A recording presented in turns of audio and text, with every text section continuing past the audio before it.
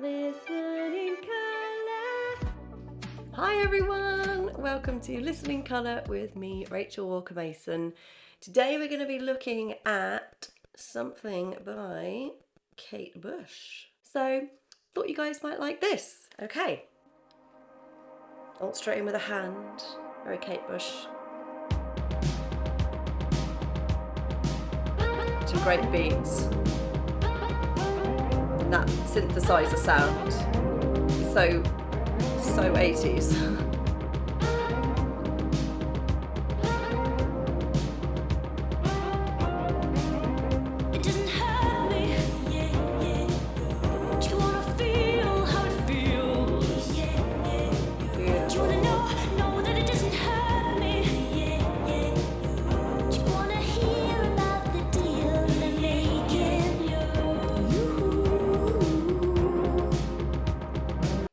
Oh, she's just the best. I remember the very first time I ever heard Kate Bush, Wuthering Heights, and I was just like, whoa, who is this? Like, the piano part is amazing. She's got such a theatrical voice. I love that she, even as back in the 80s, there was this really, she had this very clear sense of how she wanted to be presented, how she wanted to dress, how she wanted to move, how she wanted her videos to be.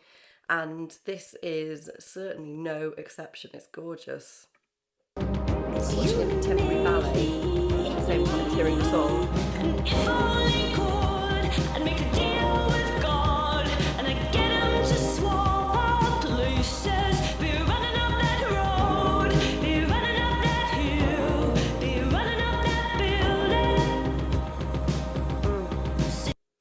Oh, those lyrics, they're so beautiful. I love that it's running up that hill and in brackets, a deal with God. I love that. I love that we talk about the stages of grief. Bargaining is one of those, is one of the first ones. And when things start going wrong in people's lives, they hit that bargaining moment. And so this song kind of sums that up, I always feel. If only could.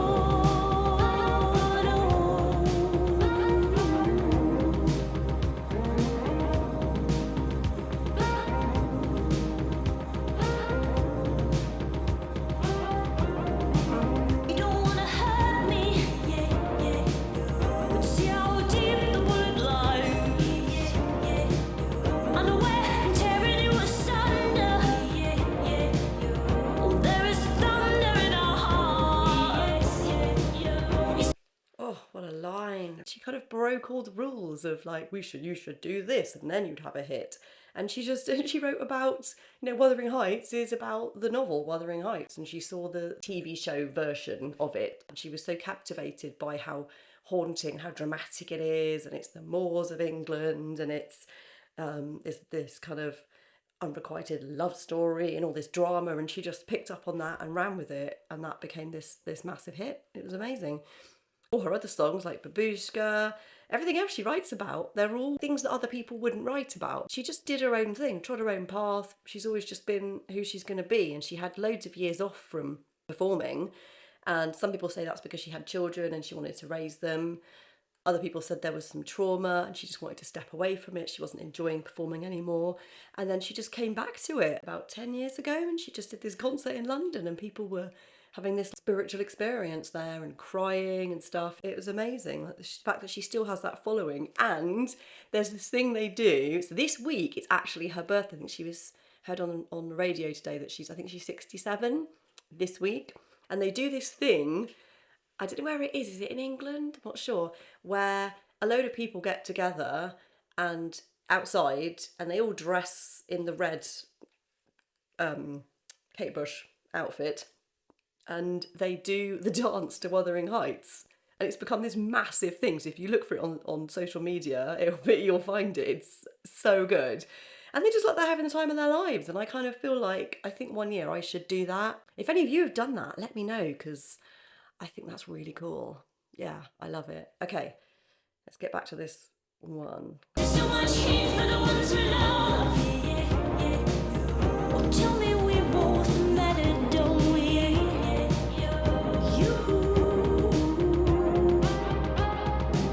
It's you and me. It's you and me. You won't be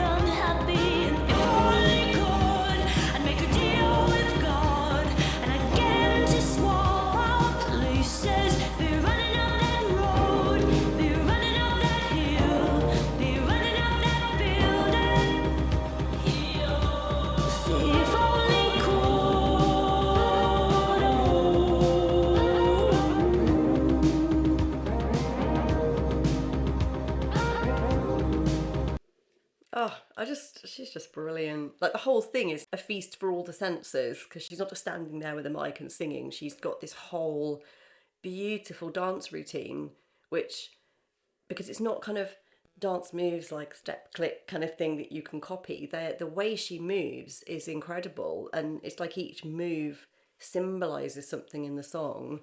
I'm sure some of you awesome fans, you're going to know loads about this, and you'll able to say, oh, this move here symbolizes such and such. We don't see that as much anymore. We see these very polished music videos, which are great, but I love these. So Aurora is one of the other people who kind of doesn't care what people think and just does things how she's gonna do things. And she and Kate move in that very similar way, the way they move their arms and things. It's really beautiful.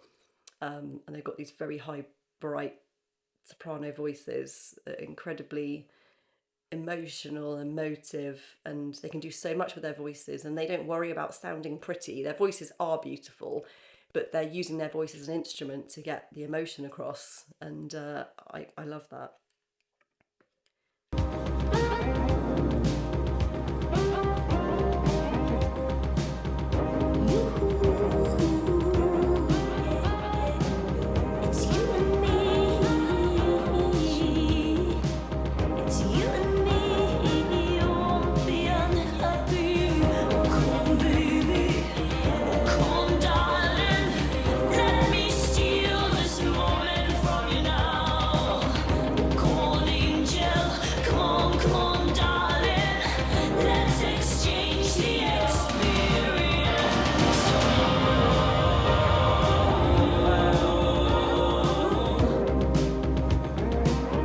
Suddenly there's more people in grey. So she's got more people in grey, in the lovely grey costumes, walking through a tunnel. So I love that it was just her and this dancer guy in their leotards for the whole thing, just doing this gorgeous dance routine. It's stunning.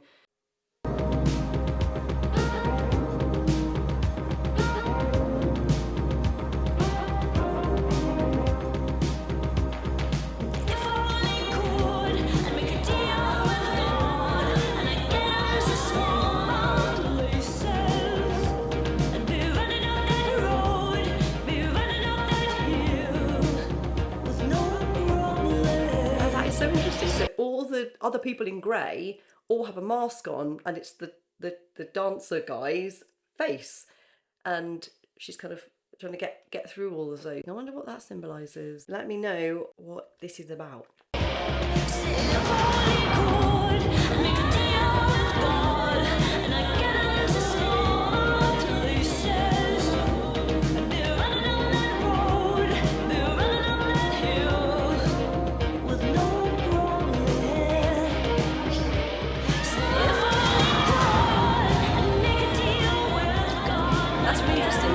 In the second half of the song, she doesn't do the three lines, running up that road, running up that hill, running up that building, is the usual chorus, but she does, the second half of the song, she does running up that road, running up that hill, with no problem. That's interesting, isn't it? Like she's saying, if I make this deal with God, I can do those things with no problem. Yeah, it's interesting. I've never noticed that change in it before. I think I've always just carried on singing the other lyrics, but yeah, they're clearly different here. I see what she does next, or if anything different happens.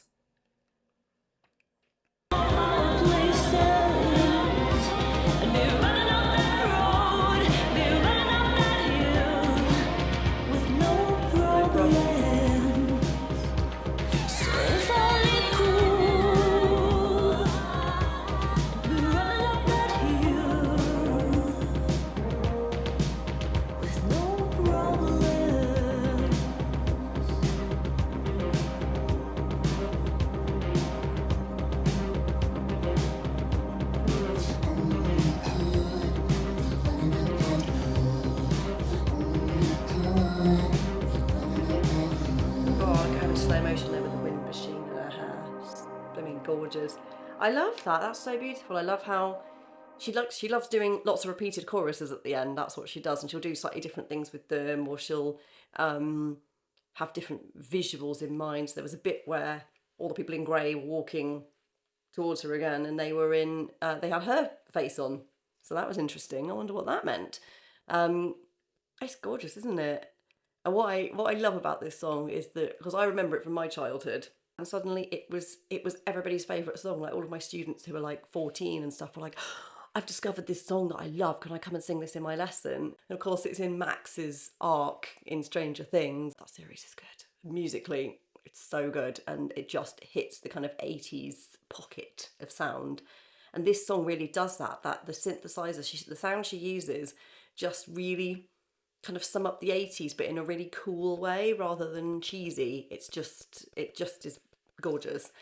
I love that it had this resurgence where it was suddenly really popular again. Interestingly, her videos, so I've watched the Wuthering Heights one so many times, and now I've seen this one. The colours that I see in my mind are very similar to the colours that she usually has in her videos. And the first time I remember having very clear synesthesia and telling my parents about it, I was really little. I was only about 4 or 5, I think. And I remember hearing Wuthering Heights, and I said to my parents, you know, in Wuthering Heights that it's dark green and then it's kind of gold when she sings. And they sort of looked at each other and looked at me and went, no, Rachel, that's a song. So I've always gone through life just thinking my brain's a bit messed up. But now I realise it's actually a condition that a lot of musicians have, which is pretty cool. So what did you think? Did you guys like this one? Is that your favourite Kate Bush song? Do you think she's a bit like Aurora? Do you think she's got that kind of essence of goddess? Thanks ever so much for watching, and please like the videos, share the videos, subscribe to my channel. There'll be loads more stuff coming. And if you want me to review anything in particular, then just pop it in the comments. Have a colourful day.